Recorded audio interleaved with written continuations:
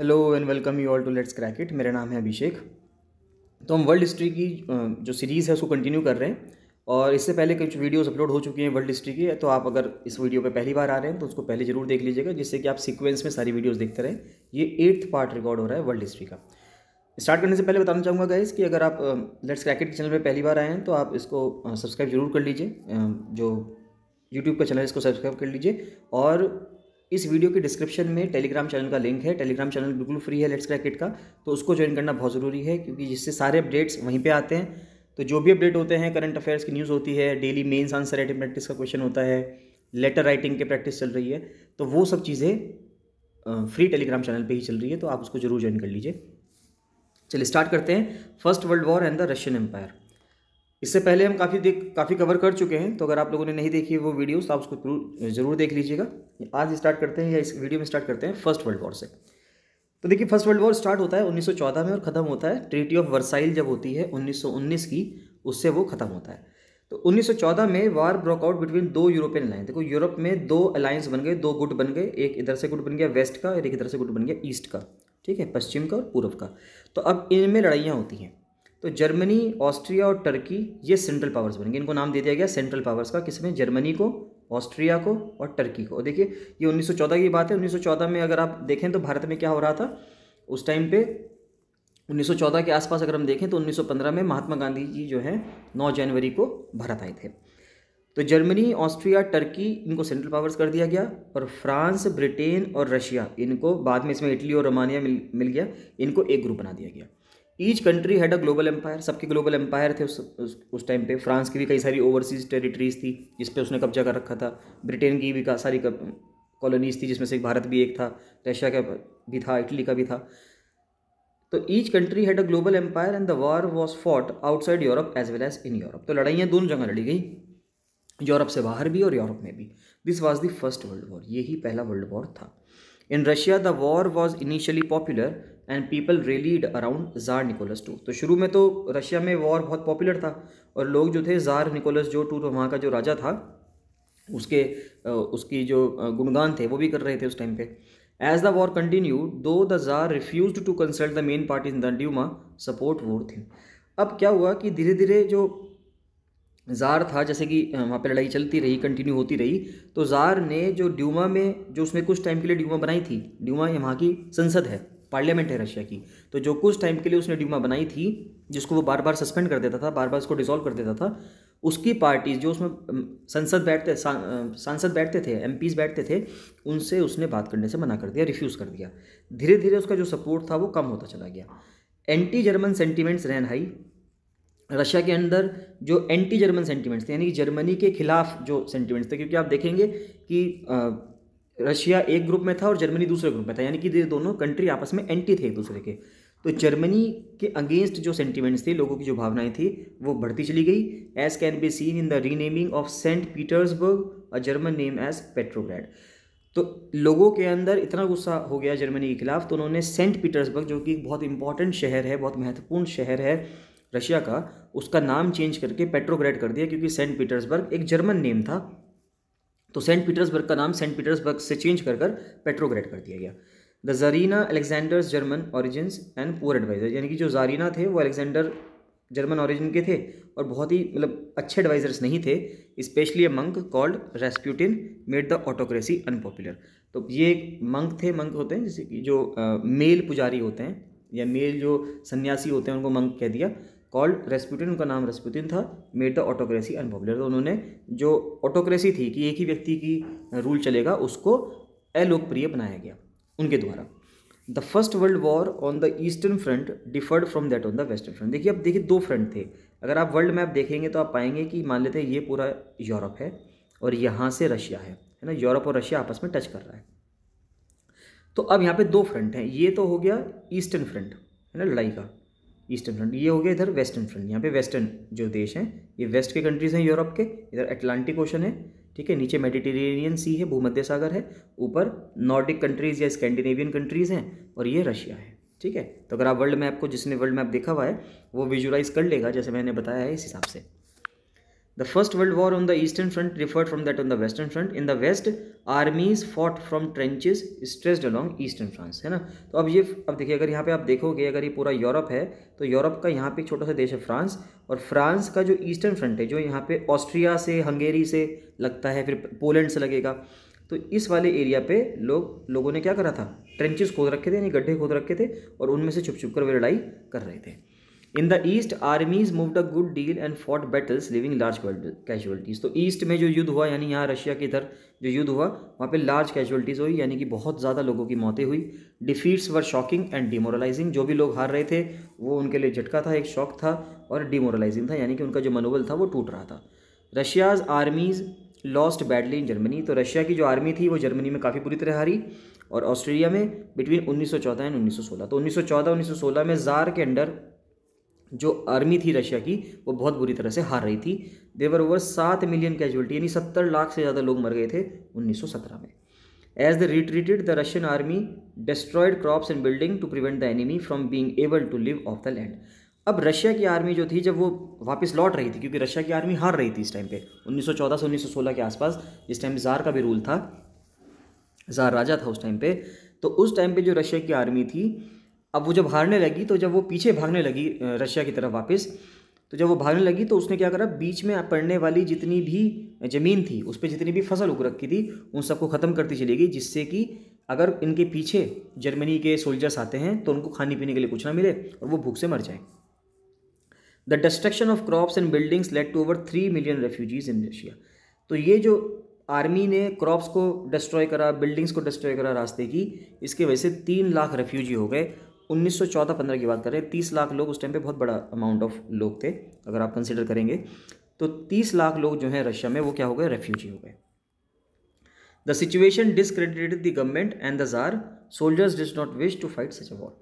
अब क्या हुआ कि ये जो परिस्थिति वहाँ पे बनी, इसके वजह से जो ज़ार की जो इमेज थी या सरकार की जो इमेज थी वो बहुत ख़राब हो गई, और अब जो सिपाही थे अब वो वॉर को लड़ना नहीं चाह रहे थे. यानी कि जो फर्स्ट वर्ल्ड वॉर चल रहा था 1914 से 1919 के बीच का, यानी कि जो फर्स्ट वर्ल्ड वॉर के दौरान अब जो सोल्जर्स थे वो लड़ना नहीं चाह रहे थे रशिया के. The war also had a severe impact on industry. बिल्कुल सिंपल सी बात है कि अगर लड़ाई होगी तो लड़ाई के दौरान जो आपका पैसा है वो बहुत बुरी तरह से खर्च होगा.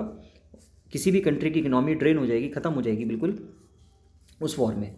Russia's on industries were few in number. पहली बात तो रशिया की इंडस्ट्रीज़ अपने आप में बहुत कम थी. And the country was cut off from other suppliers of industrial goods by German control of the Baltic sea. अब देखिए यहाँ पर अगर आप देखेंगे कि अगर आप वर्ल्ड मैप देखेंगे तो वर्ल्ड मैप में मान लेते हैं यहाँ पे रशिया है, यहाँ पे यूरोप है, तो यहाँ पर नॉर्डिक कंट्रीज़ हैं, स्कैंडिनेविया वाले, यानी कि स्वीडन, फिनलैंड, है ना, नॉर्वे इधर से आ रहा है इधर पूरा ये, और यहाँ पे रशिया है ही. तो यहाँ पे जो छोटा सा एक समुद्र है वो एक बाल्टिक सी कहते हैं. इस पर 3 देश लगते हैं, लाटविया, एस्टोनिया, लिथुआनिया, है ना. ये 3 देश हैं, यानी एस्टोनिया, लाटविया और लिथुआनिया. तो ये 3 देश है जो यहाँ पे टच करते हैं. यहाँ पर जो समुद्र है उसको बाल्टिक सी कहते हैं. तो अब बाल्टिक सी पर जर्मनी का कंट्रोल हो गया. अब जब इस बाल्टिक सी पे जर्मनी का कंट्रोल हो गया तो इसकी वजह से क्या हुआ, रशिया के पास जाने वाली जो सप्लाईज थी इस बाल्टिक सी से, जो रशिया का शहर है सेंट पीटर्सबर्ग वो भी टच करता है. इसका नाम चेंज करके इन्होंने पेट्रोग्रेड कर दिया. वो शहर भी समुद्र तट पर है, और वो समुद्र तट कौन सा है, वो बाल्टिक सी का तट है. तो अगर आप इस वीडियो को देख रहे हैं और आपके घर में या जहाँ पे भी आप कमरे में पढ़ रहे हैं वहाँ पे अगर वर्ल्ड मैप लगा हुआ है तो आप वर्ल्ड मैप के सामने खड़े हो जाओ और वर्ल्ड मैप के सामने यूरोप को ढूंढ लो कहाँ पे है. यूरोप में बराबर में रशिया देखो, ये तीनों देश देखो, एस्टोनिया, लाटविया, लिथुआनिया और बाल्टिक सी देखो. तो वहाँ पे आपको सब चीज़ें समझ में आने लगेंगी. आप मेरी आवाज़ को सुनते रहो और वर्ल्ड मैप में देखते रहो और ये इसको भी सुनते रहो, तो आप लिंक कर पाएंगे कि किस तरह से जर्मनी ने जब बाल्टिक सी पे कंट्रोल करा तो किस तरह से रशिया में जाने वाली जो सप्लाईज थी, जो कच्चा माल रशिया के पास जाता था, वो सब जाना बंद हो गया. Industrial equipment disintegrated more rapidly in Russia than elsewhere in Europe. तो यानी कि इंडस्ट्रियल इक्विपमेंट जो है वो डिसइंटीग्रेट होने लगे, यानी टूटने लगे रशिया में. 1916 में railway lines began to break down. Railway line खत्म होने लगी, टूटने लगी. अगर उनकी मेंटेनेंस नहीं करोगे तो वो खराब हो जाएंगी. Able bodied men were called up to the war. अब जो भी लोग वहाँ पे स्वस्थ या सही बॉडी स्ट्रक्चर के जो लोग थे रशिया में, सबको लड़ाई करने के लिए बुलाने लगे. As a result there was labour shortage. अब सबको जब लड़ाई लड़वाएंगे, सोल्जर्स बनाएंगे, तो जो फैक्ट्रीज़ में या खेतों में जो काम करने वाले लोग थे उनकी कमी पड़ जाएगी, क्योंकि लोग तो उतने ही है ना. अब आप उनको चाहे वॉर में यूज़ कर लो, चाहे आप उनको अपने इंडस्ट्रीज़ में यूज़ कर लो. तो देयर वर लेबर शॉर्टेज होने लगी. Small workshops producing essentials shut down, जो छोटी छोटी वर्कशॉप्स थी जो बहुत ही इंपॉर्टेंट चीज़ें बनाया करती थी, एसेंशियल चीज़ें बनाया करती थी, वो सब खत्म हो गई, शट डाउन करने पड़ी, उनको बंद करने पड़ा। Large supplies of grain were sent to feed the army, जो खाना था वो ज़्यादातर आर्मी के लोगों को प्रोवाइड करने लगी, जिससे उनका पेट भर सके, क्योंकि भूखे पेट तो लड़ाई नहीं लड़ी जा सकती, एक सोल्जर भूखे पेट लड़ाई नहीं लड़ सकता। For the people in the cities bread and flour became scarce, यानी कि शहरों में लोगों के लिए जो रोटी थी, आटा था, फ्लोर था, फ्लोर मतलब कि जो आटा होता है, वो कम पड़ने लगा। By the winter of 1916 riots at bread shops were common, तो 1916 की सर्दियों में जो राइट्स थे यानी कि जो दंगे थे ब्रेड की दुकानों पर, वो बहुत ही आम हो गए, क्योंकि सब लोग जो हैं रोटी के लिए लड़ रहे थे। The imperial Russian army came to be known as the Russian steam roller, important है, पूछा जा सकता है कि इंपीरियल का मतलब है जो राजशाही जार के अंडर जो रशियन आर्मी थी उसको क्या कहा जाता था, उसको रशियन स्टीम रोलर कहा जाता था, ये पूछा जा सकता है आपसे। It was the largest arm force in the world, दुनिया की सबसे बड़ी फोर्स थी। When this army shifted its loyalty and began supporting the revolutionaries tsarist power collapse, तो जब बाद में इस आर्मी ने जार को छोड़कर जो रिवोल्यूशनरीज थे यानी कि जो सोशलिस्ट रिवोल्यूशनरीज थे, जो समाजवाद चाह रहे थे रशिया के अंदर, जब उनको सपोर्ट करना शुरू करा तो जार की पावर कोलैप्स होनी ही होनी थी, ये तो सिंपल सी बात है। नेक्स्ट आता है फेब्रुअरी रिवॉल्यूशन इन पेट्रोग्रेड यानी कि सेंट पीटर्सबर्ग। तो in the winter of 1917 conditions in the capital Petrograd were grim, तो कंडीशंस जो थी रशिया की कैपिटल उस टाइम पे क्या थी, या एम्पायर की, रशियन एम्पायर जो उस टाइम पे था उसकी कैपिटल क्या थी, पेट्रोग्रेड थी, मॉस्को नहीं थी, ये बात ध्यान रखिए। उस टाइम पे कैपिटल पेट्रोग्रेड यानी कि सेंट पीटर्सबर्ग थी। तो 1917 की सर्दियों के दौरान देखिए, सर्दियाँ असली जो सर्दियाँ पड़ती हैं वो रशिया में, या हिमालय से ऊपर वाला जो रीजन है, मंगोलिया का रीजन, चाइना का रीजन, या फिर रशिया का रीजन, वहीं पे, क्योंकि साइबेरिया की जो सर्द हवाएं हैं, अगर आप ज्योग्राफी पढ़ेंगे, जब मैं आपको ज्योग्राफी पढ़ाऊंगा तो उसमें पढ़ाऊंगा कि जो असली सर्द हवाएं हैं वो हिमालयास तक आती हैं, और हिमालय एक दीवार की तरह काम करता है, तो असली सर्दी भारत में महसूस नहीं होती। हमारे यहाँ जो इस टाइम पे अगर आप देखेंगे, उत्तराखंड वाले जो स्टूडेंट सुन रहे हैं जो, तो उत्तराखंड में जिस टाइम जो सर्दी है वो सिर्फ नॉर्मल सर्दी है, वो कूल वाली सर्दी है, कोल्ड वाली सर्दी नहीं है ना। अगर जैसे दो वर्ड होते हैं, एक कूल और एक कोल्ड, तो कूल वाली सर्दी है हमारे यहाँ, कोल्ड वाली नहीं है। कोल्ड वाली सर्दी अगर आपको महसूस करनी है तो you have to go to Siberia, Russia, वहाँ पे -40, -50, -60 इस टाइम पे नॉर्मल टेम्परेचर्स है, तो असली सर्दी वहाँ पे होती है। देखिए सर्दी में और ज़्यादा दिक्कत होगी। तो विंटर जो 1917 की विंटर थी, वहाँ पर सिचुएशन बहुत ज़्यादा प्रॉब्लमेटिक होने लगी रशिया में, पेट्रोग्रेड में, कैपिटल में। The layout of the city seemed to emphasise the divisions among its people, तो जो लेआउट था शहर का उसने डिवीजन करना शुरू कर दिया लोगों के बीच में। देखिए शहर को अगर आप दो तरीक़ों से बांट देंगे, शहर को अगर आप लेआउट करेंगे, मान लेते हैं ये एक शहर बसा हुआ है ना, ये पूरा शहर है, मान लेते हैं आपने बीच में से एक लाइन बना दी और कह दिया कि यहाँ पर तो सब रिच लोग रहेंगे, अमीर लोग रहेंगे, और यहाँ पे सब पुअर लोग रहेंगे। तो आपने क्या कर दिया, इस शहर का लेआउट कर दिया कि यहाँ पर सब रिच लोग हैं, रिच लोग होंगे तो यहाँ पे सब फैसिलिटीज़ अच्छी होंगी, अच्छे हॉस्पिटल्स होंगे, अच्छी बिल्डिंग्स होंगी, अच्छी रोड्स होंगी। ये गरीब वालों का इलाका है, तो यहाँ पे ना तो अच्छी सड़कें होंगी, ना अच्छी सैनिटेशन कंडीशंस होंगी, बहुत गंदगी होगी, बीमारियाँ बहुत ज़्यादा होंगी। तो ऐसी सब दिक्कतें इस पुअर वाले रीजन में होंगी। तो उस शहर में उस टाइम पे यही होने लगा कि शहर को दो पार्ट में डिवाइड करने लगे। The worker quarters and factories were located on the right bank of the river Neva. तो अब वहाँ से सेंट पीटर्सबर्ग से यानी कि पेट्रोग्रेड से एक रिवर बह रही है, मान लेते हैं रिवर नेवा, तो ये रिवर नेवा है, तो इस रिवर नेवा के राइट बैंक पे, यानी राइट बैंक बैठा ये वाला, तो ये जो राइट बैंक है इस पे तो वर्कर के क्वार्टर, फैक्ट्री, इन सबको लोकेट कर दिया गया। और ये जो लेफ्ट बैंक है यानी कि जो लेफ्ट साइड वाला किनारा है, ये फैशनेबल एरियाज़ हो गए, अच्छे एरियाज़ हो गए, विंटर पैलेस, राजा का जो पैलेस था, ऑफिशियल बिल्डिंग्स है ना, और जो जहाँ पे डूमा मिलती थी वो, तो यानी कि ये वाला एरिया तो रिच एरिया हो गया, ये सब तो रिच एरिया है, और ये सब पुअर एरिया है, इंडस्ट्रियलाइज्ड एरिया है, वर्कर का एरिया है, तो यानी यहाँ पे सब गंदगी रहेगी।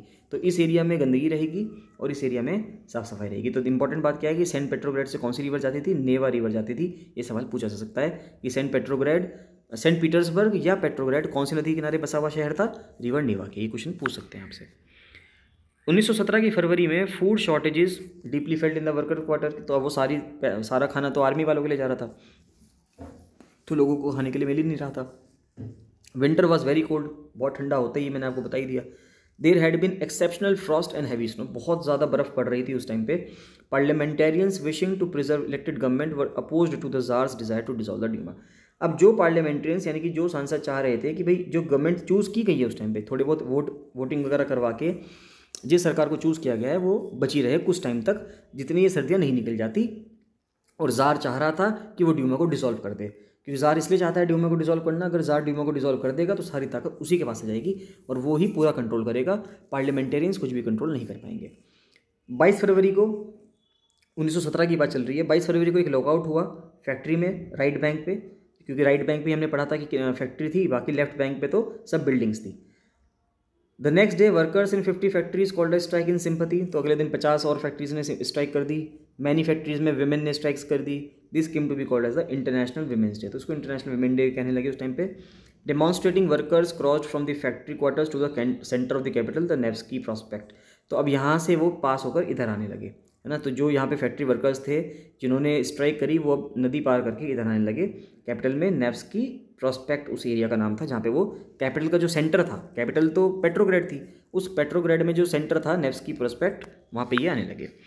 Eight this stage no political party was actively organising the movement, अब तक ये जो मूवमेंट चल रहा था, ये जो वर्कर्स कर रहे थे फैक्ट्री के, अभी तक कोई पॉलिटिकल पार्टी नहीं थी जो इसको कर रही हो, ये सिर्फ वर्कर्स अपने आप कर रहे थे, है ना, क्योंकि वो परेशान थे इसलिए वो कर रहे थे। विंटर में उनको खाने के लिए नहीं मिल रहा था, इसलिए वो अपना जो उनके अंदर का जो रोष था, जो एंग्विश था, वो एंगर था, उसको प्रेजेंट कर रहे थे, उसको प्रकट कर रहे थे जार के सामने, गवर्नमेंट के सामने। As the fashionable quarters in official buildings were surrounded by workers the government imposed a curfew, अब सारी जो फैशनेबल क्वार्टर्स थे, बिल्डिंग्स थी, सरकारी बिल्डिंग्स थी, उन सब के चारों तरफ जब वर्कर्स आ गए तो सरकार ने क्या कर दिया, कर्फ्यू घोषित कर दिया। Demonstrators dispersed by the evening but they came back on the 24th and 25th, तो 22 फरवरी की बात चल रही थी अभी ये, तो डेमॉन्स्ट्रेटर्स उस टाइम तो चले गए, लेकिन बाद में 24-25 तारीख में वो फिर इकट्ठे हो गए। Government called out the cavalry, cavalry होते हैं घुड़सवार जो होते हैं, जो घुड़सवार वाले जो पुलिस वाले लोग हैं उनको बुला लिया गया, and police to keep an eye on them, तो पुलिस को बुला लिया गया और घुड़सवार को बुला लिया गया, उनसे कहा गया कि भैया आप इन लोगों पे नज़र रखो जो लोग भी यहाँ पे आ रहे हैं और घिराव कर रहे हैं, घेराबंदी कर रहे हैं सरकारी बिल्डिंग्स का। संडे को 25 फरवरी को government suspended the Duma, government ने ड्यूमा को सस्पेंड कर दिया। पॉलिटिशियंस ने इसके अगेंस्ट में बात कही। Demonstrators returned in force to the streets of the left bank on the 26, 26 में डेमॉन्स्ट्रेटर्स जो थे, आंदोलनकारी जो थे, 26 में सड़कों पर वापस उतरे। 27 में पुलिस हेडक्वार्टर्स को तोड़फोड़ कर दिया गया, रैनसेट कर दिया गया, यानी कि उसमें आकर सब लोगों ने हमला कर दिया, एक तरीके से आप ये कह सकते हैं, पुलिस हेडक्वार्टर में, PHQ में। Streets thronged with people raising slogans about bread, wages, better arts and democracy, अब लोगों ने सड़क पर अपना गुस्सा प्रकट किया, उन्होंने स्लोगन लगाने शुरू कर दिए, नारे लगाने शुरू कर दिए कि उनको रोटी चाहिए, अच्छी सैलरी चाहिए, काम करने के बेटर आवर्स चाहिए, ऐसा ना हो कि 10-10, 12-12 घंटे काम करवाने हैं, और डेमोक्रेसी चाहिए, यानी कि इलेक्टेड गवर्नमेंट चाहिए जिसमें सबको वोट डालने का हक हो। The government tried to control the situation and called out the cavalry once again, दोबारा से पुलिस को, घुड़सवार को बुला लिया गया। Cavalry refuse to fire on the demonstrators, लेकिन ये अच्छी बात रही कि कैवलरी ने डेमॉन्स्ट्रेटर्स पे हमला करने से, फायर करने से मना कर दिया। काश ये समझ भारत में भी हो सकती 1919 में, जिस टाइम पे 13 अप्रैल को जनरल डायर के कहने पे भारत में जलियांवाला बाग में फायरिंग की गई थी, इंडियंस के द्वारा फायरिंग की गई इंडियंस पे। तो हालांकि उस टाइम पे लोगों के अंदर इंडियन वाली फीलिंग नहीं थी भारत की, अगर मैं बात करूँ 1919 की बात करें, अगर आप कंपेयर करें तो दुनिया में क्या हो रहा था, दुनिया में भी तो यही हो रहा था ना। अगर आप देखेंगे तो रशिया में क्या हो रहा था कि अब कैवलरी से कहा जा रहा है कि आप डेमॉन्स्ट्रेटर्स पे फायर करो, तो इन्होंने मना कर दिया। लेकिन भारत में भी तो ऐसे ही हुआ था ना, 13 अप्रैल 1919 को जलियांवाला बाग हत्याकांड में क्या हुआ था कि भारतीयों को ही कहा गया कि भारतीयों पे हमला करो, यानी गोलियां चलाओ, लेकिन उस टाइम पे हम लोगों को समझ नहीं थी, भारतीयों को समझ नहीं थी, और उन्होंने जनरल रेजिनाल्ड डायर के कहने पर गोलियां चला दी। तो उससे आप कंपेयर कर सकते हैं, इंटरलिंक कर सकते हैं कि दुनिया में भी वही स्थिति चल रही थी जो भारत में था। ऐसा नहीं है कि भारत में जो एक्टिविटीज़ हुई वो बिल्कुल अलग थी, पृथक थी बिल्कुल सभी देशों से, ऐसा नहीं था, सब जगहों पे ऐसा था। An officer was shot at the barrack of a regiment and 3 other regiments mutinied का मतलब है उन्होंने विद्रोह कर दिया, जो जार को जो फॉलो करते थे, जार को फॉलो करने से अब उन्होंने बंद कर दिया। Voting to join the striking workers, उन्होंने कहा कि अब हम जो वर्कर्स स्ट्राइक कर रहे हैं अब हम उनका साथ देंगे। By that evening soldiers and striking workers had gather to form a soviet or council, तो अब जो वहाँ पे सोल्जर्स थे वो भी मिल गए, स्ट्राइकिंग करने वाले जो वर्कर्स थे, यानी जो इन्होंने स्ट्राइक कर रखी थी, वो वर्कर्स भी मिल गए, और उन्होंने एक सोवियत बना दिया जिसको हम बाद में USSR कहते हैं, union of socialist Soviet Republic. तो वो जो सोवियत था यानी कि काउंसिल थी वो बना दी गई उसी ड्यूमा वाली बिल्डिंग में, उसी बिल्डिंग में जिसमें ड्यूमा मिला करती थी। दिस वाज द पेट्रोग्रेड सोवियत, इसको पेट्रोग्रेड सोवियत कहने लगे। तो अगले दिन एक डेलीगेशन जार से मिला, मिलिट्री कमांडर्स ने उसको कहा कि भाई तुम छोड़ के भाग जाओ, नहीं तो तुम मारे जाओगे।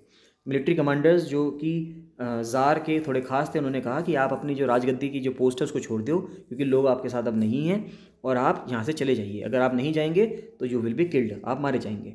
ही फॉलोड देयर एडवाइस, वो क्या करता है, उन्होंने उसकी एडवाइस मानी ज़ार ने। एब्डिकेटेड ऑन 2 मार्च, वो भाग गया वहाँ से। Soviet leaders and Duma leaders formed a provisional government, जब सोवियत लीडर्स जो थे और जो ड्यूमा के लीडर्स थे, अब उन्होंने एक प्रोविजनल गवर्नमेंट बनाई टू रन द कंट्री, जिससे देश अब आगे चलाएंगे। ये सब इसलिए हो रहा था क्योंकि रशिया की आर्मी हार गई थी जर्मनी की आर्मी से 1914 से 1916 के बीच में, जो फर्स्ट वर्ल्ड वॉर चल रहा था उस टाइम पे। अगर ये आर्मी जीतती तो ये शायद ऐसा ना होता। अब लेकिन आर्मी हार रही थी, तो इस वजह से लोगों के अंदर ये हुआ कि हम इतनी मेहनत कर रहे हैं और हमें कुछ मिल भी नहीं रहा और हमारा देश हार भी रहा है। तो देखिए, नेशनलिस्ट सेंटीमेंट हमेशा मायने रखते हैं कि जब लोगों को ये फील होता है कि हमारे देश का नुकसान हो रहा है, तो वे जो उस टाइम पे गवर्नमेंट होती है उसके अगेंस्ट हो जाते हैं, क्योंकि वो गवर्नमेंट विफल रही कुछ पाने में, यानी उस देश की जो इमेज थी उसको बचाए रखने में वो गवर्नमेंट विफल रही, इसलिए वो गवर्नमेंट के अगेंस्ट हो जाते हैं। ज़ार के अगेंस्ट इसलिए हो गए थे क्योंकि उस टाइम पे ब्रेड के पैसे बहुत ज़्यादा बढ़ गए, सैलरी मिल नहीं रही और सारा पैसा, सारा खर्चा जो हो रहा है वो आर्मी पे हो रहा है, और जबकि आर्मी तो हार रही है। Russia's future would be decided by a constituent assembly. अब रशिया का जो फ्यूचर है वो कौन डिसाइड करेगा? कॉन्स्टिट्यूएंट असेंबली, जैसे भारत में हुआ 1946 में। Elected on the basis of universal adult suffrage, तो 1946 में हालांकि हमारे यूनिवर्सल एडल्ट सफरेज नहीं हुआ, लेकिन वहाँ पे यूनिवर्सल एडल्ट सफरेज कह दिया गया 1917 में कि यूनिवर्सल एडल्ट सफरेज के बेसिस पे एक कॉन्स्टिट्यूएंट असेंबली बनाई जाएगी, एक संविधान बनाने वाली एक असेंबली बनाई जाएगी जो संविधान बनाएगी रशिया का। Petrograd had led the February revolution that brought down the monarchy in फरवरी 1917, तो फरवरी 1917 में मोनार्की खत्म होती है रशिया के अंदर।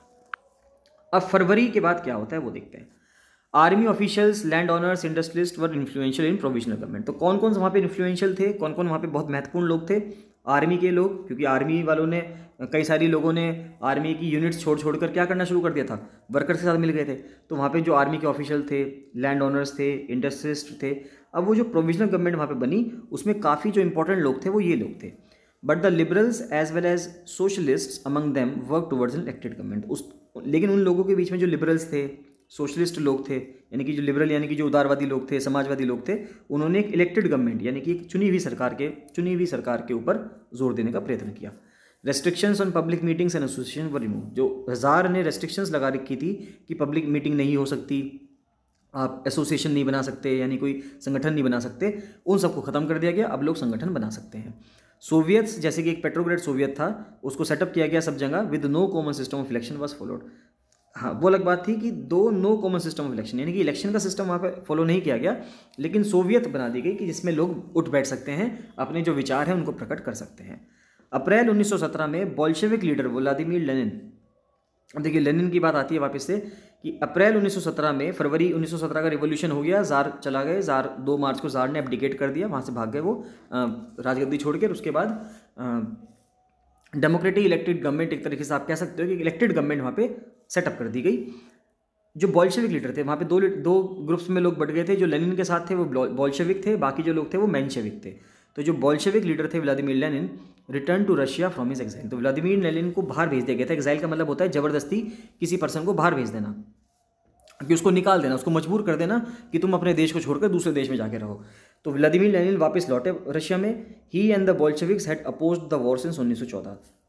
लेनिन ने और लेनिन के जो साथ के लोग थे, बोल्शेविक पार्टी के जो लोग थे, उन्होंने शुरू से ही 1914 से ही, जब से वर्ल्ड वॉर शुरू हुआ था, फर्स्ट वर्ल्ड वॉर शुरू हुआ था और जैसे रशिया ने उसमें पार्टिसिपेट किया था, उसका अपोज वो शुरू से ही कर रहे थे।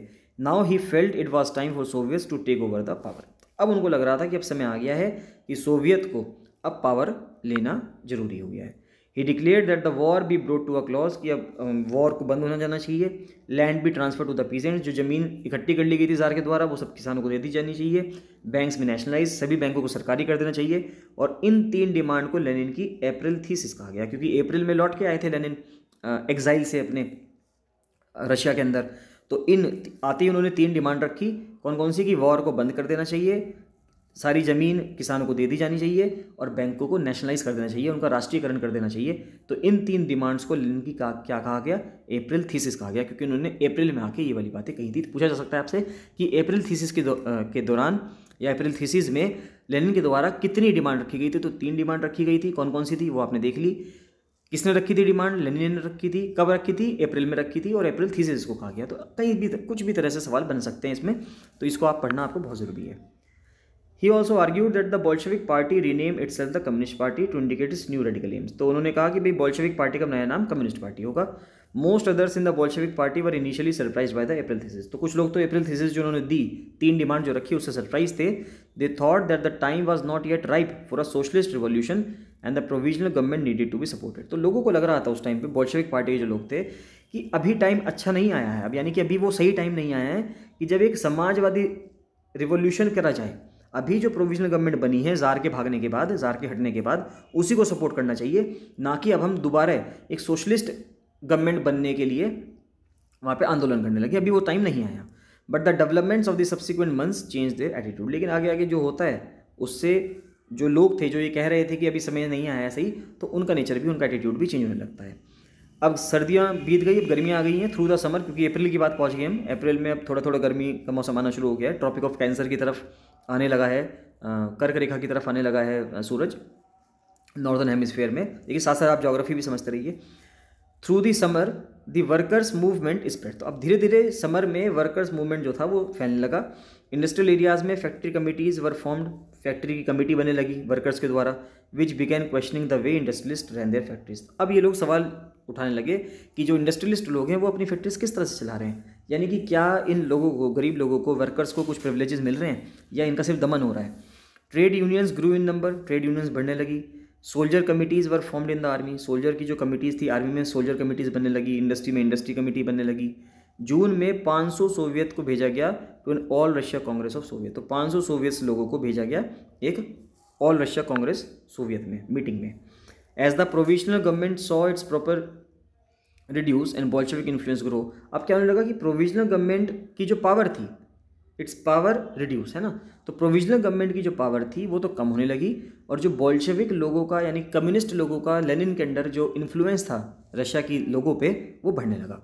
It decided to take stern measures against the spreading discontent. तो अब इस प्रोविजनल गवर्नमेंट ने सोचा कि बोल्शेविक्स के खिलाफ क्या करना चाहिए, स्ट्रिक्ट एक्शन लेना चाहिए, जिससे कि लोगों के अंदर डिसकंटेंट, यानी कि लोगों के अंदर जो प्रोविजनल गवर्नमेंट, चुनी हुई प्रोविजनल गवर्नमेंट है, उसके खिलाफ आप कह सकते हो कि जो बैड व्यूज़ हैं उनके, वो ना आए। It resisted attempts by workers to run factories and began arresting leaders. Popular demonstrations staged by the Bolsheviks in July 1917 were sternly repress. तो बोल्शेविक्स ने जो डिमॉन्स्ट्रेशन करे, जो भी धरने दिए जुलाई 1917 में, उन सबको क्या करने लगे, प्रोविजनल गवर्नमेंट उन सबको दमन करने लगे, उन सबका। Many Bolshevik leaders had to go into hiding. कई सारे बोल्शेविक लीडर्स को छुपना पड़ा, फ्ली करना पड़ा, भागना पड़ा। मीनवाइल गाँव में किसानों को, सोशलिस्ट रिवॉल्यूशन लीडर्स को लैंड को रीडिस्ट्रीब्यूट करने के लिए वापस से प्रेशराइज करने लगे, जो क्योंकि लेनिन ने तो सबको ज़मीन वापस देने के लिए कहा था सभी किसानों को, लेकिन अब बाद में वापस ये कहने लगे कि भाई ज़मीन जो है किसानों को वापस नहीं मिलेगी, उसको वापस रीडिस्ट्रीब्यूशन होगा। Land committees were formed to handle this. अब लैंड कमेटी बन गई वहाँ पे, है ना, लैंड कमेटी बन गई कि अब जो लैंड का इशू होगा कि ज़मीन किस तरह से बटेगी, उसके लिए भी क्या होगा, एक कमेटी बना दी गई, लैंड कमिटीज़ बना दी गई। Encouraged by the socialist revolutionaries peasants seize land between July and सितंबर 1917। तो पीजेंट्स ने, किसानों ने जुलाई और सितंबर 1917 में क्या करने लगे, पीजेंट्स ने, किसानों ने क्या करना शुरू कर दिया, ज़मीनों को सीज करना शुरू कर दिया, उसको कब्जा करना शुरू कर दिया किसानों ने ज़मीन के ऊपर। चलिए, रिवॉल्यूशन ऑफ अक्टूबर 1917 ये हम नेक्स्ट वीडियो में कवर करते हैं।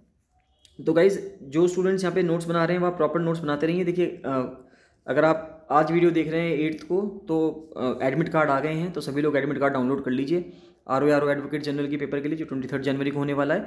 और गाइज, जाते जाते बताना चाहूँगा कि अगर आप लोग अभी भी महसूस करते हैं कि टेस्ट सीरीज ज्वाइन करना आपके लिए इंपॉर्टेंट है, मैं आपसे कहूँगा कि आपके लिए इंपॉर्टेंट है। क्यों? क्योंकि इससे आपका एक बार टेस्ट जरूर हो जाएगा 23 को जाने से पहले, है ना। तो आप अपने आप को टेस्ट कर लीजिए, ना कि डायरेक्टली यूपीएससी आपको डायरेक्ट टेस्ट करे, उससे पहले आप खुद की परफॉर्मेंस टेस्ट कर लीजिए कि आप सही हैं या नहीं है। अगर कमी है तो कहाँ पे कमी है, उसको अभी आने वाले आगे जो 12, 13, 14 दिन आपके पास बचे हुए हैं, उसमें आप अपनी कमी को सुधार सकें।